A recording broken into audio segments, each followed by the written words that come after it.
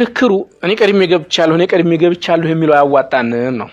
ሃይማኖቶቹ ዘግይተው ነው የገቡት ሰዎቹ ነበሩ ነው። ስለ ሃይማኖቱ ዘግይተው በገቡበት ሁኔታ እዚህ ሀገር ላይ የአገር አከራይ ህዝብ የለም።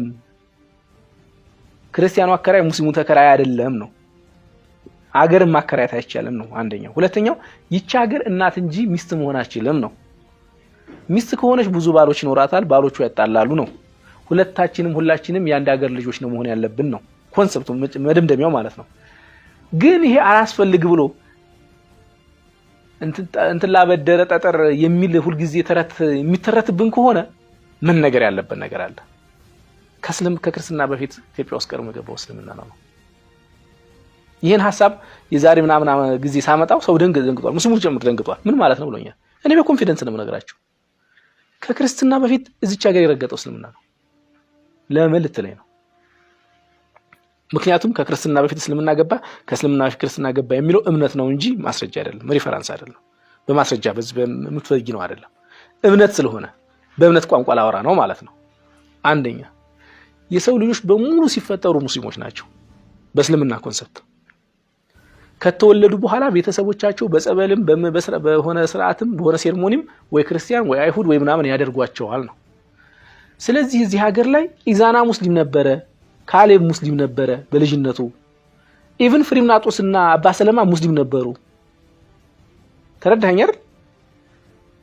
የመጀመሪያው ጳጳስ ከሳቴ ብርሃን ሙስሊም ነበሩ ነው ሲወለዱ። የአንድ ኮንሰፕት ነው። ስለዚህ ኢትዮጵያ ውስጥ የተወለደ በሙሉ በመጀመሪያ ሙስሊም ነው። ሁለተኛው ክርስትና ከመምጣቱ በፊት እስልምና ከመነሳቱ በፊት ያሁኑ የነብዩ ሰለላሁ ዐለይሂ ወሰለም በተሐድሶ የመጣው እስልምና አይሁድ ሃይማኖት ከመምጣቱ በፊት ኢትዮጵያ ውስጥ ሙስሊም የሆነ ነብይ ነበር የሚል የእስልምና የነብዩ ሰለላሁ ዐለይሂ ወሰለም ሐዲስ አለች ነው። በቁርአን ውስጥ ያልተጠቀሱ በርካታ ነቢያቶች አሉ። የተጠቀሱ አሉ፣ ያልተጠቀሱ አሉ አይደል እንዴ? ካልተጠቀሱት ውስጥ እስልምናን ብሎ አስተምሯል። ለእያንዳንዱ ህዝብ ነቢያትን ልክ ያለው ይብሏል። ኢትዮጵያ ደግሞ ትልቅ አገርና ትልቅ ስርዓተ መንግስት የፈጠረችው ድሮ ነው፣ ከክርስትናና ከአይሁድ በፊት። ይሄ ህዝብ ነብይ ተልኮለት ነበረ የሚል ለሐዲስ አለ። ያ ብቻ አይደለም።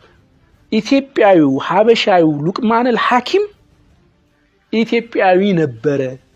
ክርስትና ከመፈጠሩ ከ1000 ዓመት በፊት ከኢየሱስ በፊት፣ ከአይሁድ ከ800 ዓመት በፊት፣ ከእስልምና ከ1000 ምናምን ዓመት በፊት ከነብዩ መሐመድ በፊት ሉቅማን አልሐኪም ሐበሻዊ ሆኖ ሙስሊም ሆኖ ሐበሻ ውስጥ ነበረ ነው። ተረዳኛል? ስለዚህ ይህን ኮንሰፕት ስናመጣው ምክንያቱም በእስልምና አብርሃም ሙስሊም ነው፣ ኢየሱስ ክርስቶስ ሙስሊም ነው፣ እስማኤል ሙስሊም ነው።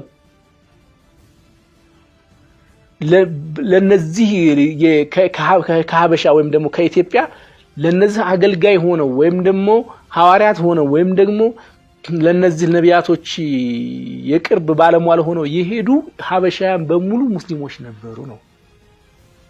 ስለዚህ ከክርስትናም ከአይሁድም በፊት እስልምና ኢትዮጵያ ውስጥ ነበረ ነው።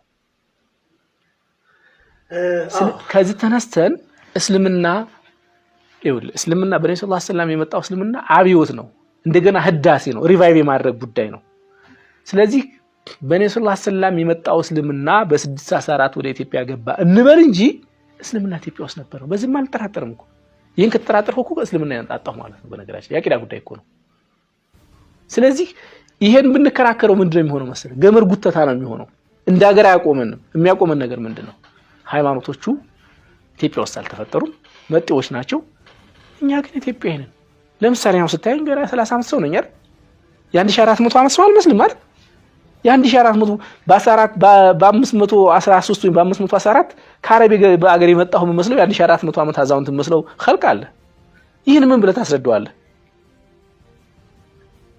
መጤ ይልሃል። አብረው ተወልደ አብረው አድግህ ምናምን ብለህ ማለት ነው። ምናልባትም አንዳንዱ እኮ አክስት ልጅ ይሆናል። የሚገርመኝ ነገር ማለት ነው እሱ በክርስትና በኩል ኢትዮጵያዊ እንግዲህ አስተናጋጅ ያክስት ልጅ ነው ይችላል። አንተ ከእናትና እህት ያንተ እናት ሙስሊም ሆና የእሱ እናት ክርስቲያን ሆና መጥ ይላል በኮንፊደንስ። ይሄ ታዲያ በሽታ አይደለም እንዴ? ይሄ በሽታ እኮ ነው። ይሄ አስተሳሰብ በሽታ ነው። ይሄ በሽታ መገፈፍ አለበት። የሚገፈፉ ደግሞ በመሰዳደብ በክርክር አይደለም በእውቀት ነው። ለዛ ነው 176 እንዲህ ልጥላቸው የማይችሉ ወይ ይታወቁ በዓለም በአቀፍ ደረጃ ይታወቁ የኢትዮጵያን ስተዲስ ላይ መሰረት ያደረጉ ሪሰርቾችን መሰረት አድርጌ ጻፍኩት።